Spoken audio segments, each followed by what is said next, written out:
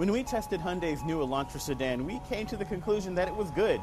Actually, almost better than the Civic good. So Hyundai's taken an if it ain't broke, don't fix it sort of approach to the new Hyundai Elantra sedan. Let's hop in this 2013 model and check the tech.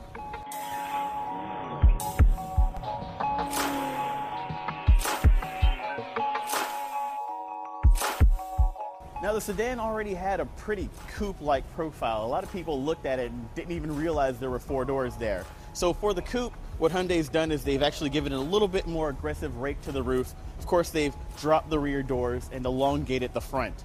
It's a bit of a Me Too Hyundai Civic coupe, but I mean, they're trying to take out the best here, so they're pretty much sticking with the script. So it's actually a little bit amazing how quickly car tech is starting to progress. This dashboard infotainment system is only about 2, maybe 2.5 years old, and it's already the old one. This is the same navigation system that we saw debut in the Elantra sedan a couple of years ago, but it's not Hyundai's newest system that has the new BlueLink infotainment, connectivity, and telematics system. Now down here at the bottom of the center console, we've got your sort of standard Hyundai USB auxiliary input combo down there. And to connect an iPod, you're going to get a $30 cable that's going to bridge both of those connections into a dot connector. Now that 30-pin dot connector is definitely not iPhone 5 friendly, so you're probably out of luck if you've recently upgraded your phone. Other audio sources are going to include Bluetooth for hands-free calling and audio streaming, Sirius XM satellite radio, and your basic AM, FM, and CD sources. If you spec the version with the automatic transmission, you also get the option to activate what's called the active eco mode by pushing a button over here next to the steering wheel.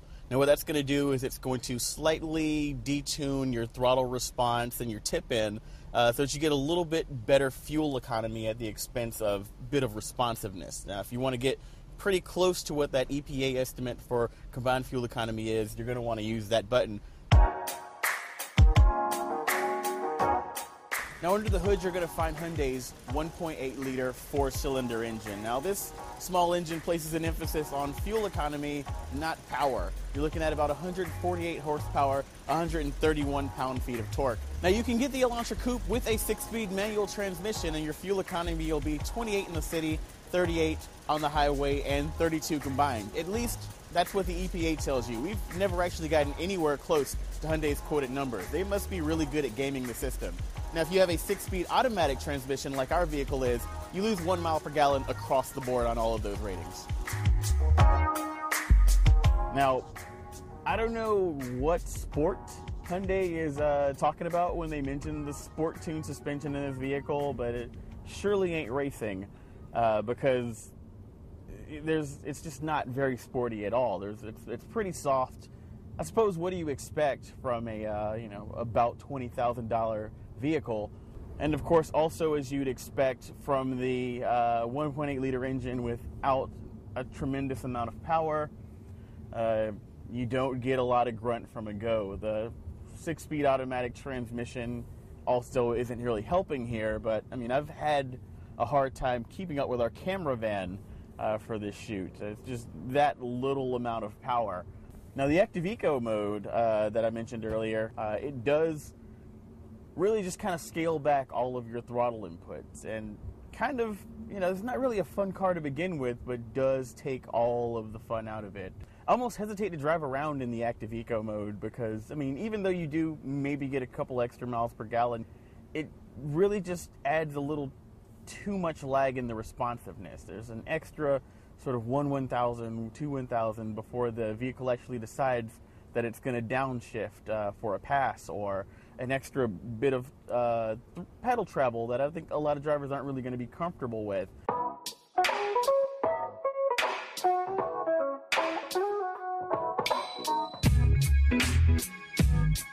The 2013 Hyundai Elantra Coupe starts at $17,445. Now that's for the base GS model with the manual transmission. But to even get the option to add any tech to this car, you're going to want to step up to the SE model and then again to the 6-speed automatic transmission for $20,745. That gives you the option to add the tech package for $2,350. That brings you to our as-tested price of $23,095. And as is the case with most Hyundais, that's probably the Elantra Coupe's best selling point. It's a really good car with pretty decent tech for thousands less than the competition.